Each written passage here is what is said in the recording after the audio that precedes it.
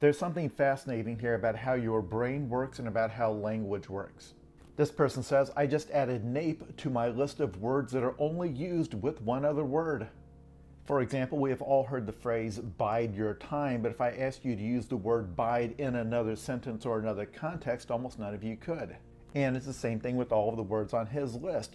Figment of your imagination. Use figment in another context. If you read in a book that someone is speaking in dulcet tones, most of us know what that means, but could not tell you specifically what dulcet means. Now, some of you out there already know that these are examples of fossil words. They're words that have become obsolete, but they hang around because they are part of an idiom. So the idiom has hung around, but the word has not.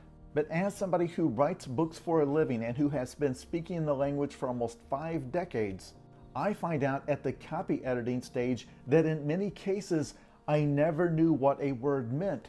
I only knew how to use it. I knew where it fit in a sentence because I had seen it elsewhere. So I had used the word death knell many times. It's a cool phrase. It just means an ominous sign that a thing is about to die or end. But if you tried to pin me down on what does the word knell mean, I would probably have thought that at one time it meant like an announcement from the king, like a death warrant. Until one day I finally looked it up and no, it means bell.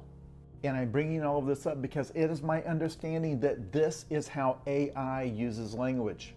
Because it's not alive and doesn't live in the real world, it can't connect any words to anything that actually exists. It has never encountered a thing that actually exists.